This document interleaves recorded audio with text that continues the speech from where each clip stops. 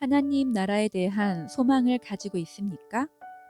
오늘의 말씀은 이사야 24장 1절부터 23절 말씀입니다. 말씀 살펴보기. 보라, 여호와께서 이 땅을 텅 비게 하시고 황폐하게 하실 것이다. 땅바닥을 쥐어 트으셔서 주민들을 흩으실 것이다. 백성이나 제사장이나 종이나 주인이나 하녀나 여주인이나 사는 사람이나 파는 사람이나 빌려주는 사람이나 빌리는 사람이나 채권자나 채무자나 똑같이 흩으실 것이다. 땅이란 땅은 모두 텅 비고 모조리 약탈을 당할 것이다. 그렇다. 여호와께서 이렇게 말씀하셨다. 땅은 마르고 시들어간다. 세상은 쇠약해지고 시들어간다. 이 땅에서 지위가 높은 사람들도 쇠약해져 간다. 땅은 사람들이 살면서 더럽혀졌다. 거기에서 사는 사람들이 율법을 지키지 않고 규례를 어겨서 영원한 언약을 깨뜨렸기 때문이다. 그러므로 저주가 땅을 삼켰고 거기에서 사는 사람들이 형벌을 받아야 한다. 그러므로 거기에서 사는 사람들이 불에 타서 살아남은 사람들이 조금밖에 없다. 새 포도주는 마르고 포도나무는 시든다. 즐거워하던 사람들은 모두 앓는 소리를 하고 있다. 탬버린의 흥겨운 기분이 가라앉고 흥청거리는 소리가 멈추었으며 즐거운 하프 소리도 잠잠하다. 포도주를 마시는 자리에 노래가 없다. 독한 술은 마시는 사람들의 입에 쓰기만 하다. 성읍은 산산조각 나서 폐허가 된 채로 남아있고 집집마다 문이 잠겨 오가는 사람도 없다. 거리에서는 포도주를 달라고 아우성이고 저녁이 되자 온통 슬픔에 잠기고 모든 즐거움이 이 땅에서 사라진다. 성읍은 폐허가 된 채로 남아있고 성문은 산산조각 나버렸다. 이런 일이 이 땅에 일어나고 백성들 사이에 일어날 것이니 올리브 나무를 쳐서 수확할 때처럼 포도를 딴 뒤에 남은 열매를 주울 때처럼 될 것이다. 그들은 소리를 높이고 기뻐 외칠 것이다. 서쪽에서 여호와의 크심을 외치는구나. 그러므로 동쪽에서도 여호와께 영광을 돌리라. 바다의 섬들에서도 이스라엘의 하나님 여호와의 이름을 높이라. 땅끝에서 노래하는 소리가 들린다. 의로우신 주께 영광을 돌리세. 그러나 나는 말한다. 나는 끝장났다. 나는 끝장났다. 내게 이런 재앙이 닥치다니. 배신자들이 끝내 배신을 했구나. 반역자들이 딴 마음을 먹었구나. 두려운 일과 함정과 올가미가 너를 기다리고 있다. 땅에 사는 사람들아.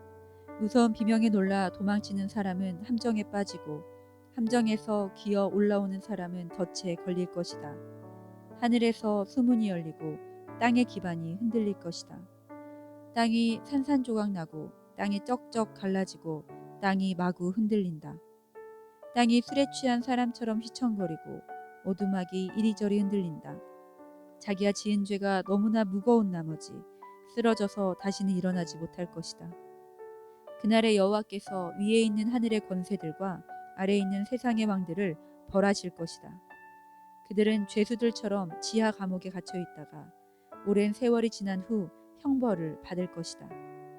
만군의 여호와께서 시온산과 예루살렘에서 왕이 되시고 그의 영광을 장로들에게 나타내실 것이니 달이 얼굴을 들지 못하고 해가 부끄러워할 것이다.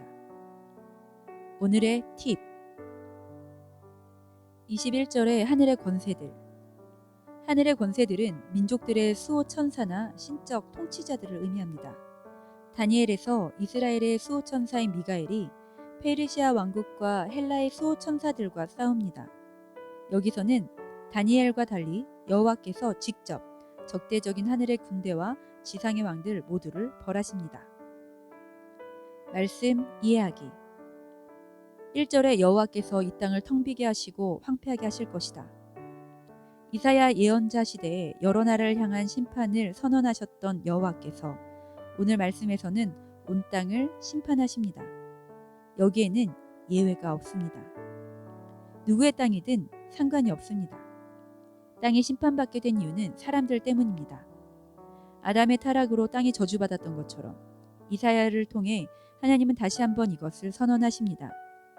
하나님은 이스라엘을 선택하셔서 세상 모든 민족을 구원하려 하셨지만 하나님께 선택받은 사람들조차 율법을 지키지 않고 규례를 어겨서 영원한 언약을 깨뜨렸기 때문에 땅이 황폐해지고 말았습니다. 땅의 심판을 받으면 축제와 기쁨은 사라집니다. 성읍은 폐허가 됩니다.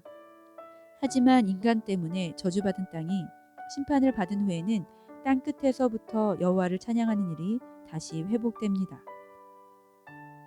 이 과정에서 심판을 바라보는 이사야 예언자는 다시 한번 탄식합니다. 하지만 우리가 주목해야 할 것은 그날에 회복될 하나님의 통치입니다.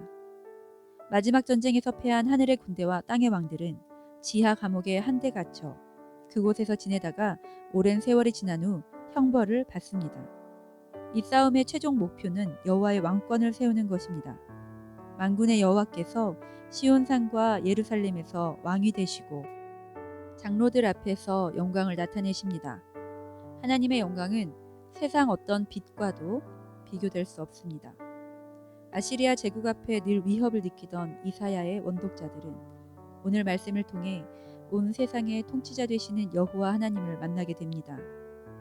이사야는 하나님께서 하늘과 땅의 모든 권세를 벌하시고 통치하신다는 비전을 보여줍니다. 이사야의 원독자는 심판 이후에 하나님 나라의 완성이 있을 것이라는 사실을 발견하게 됩니다.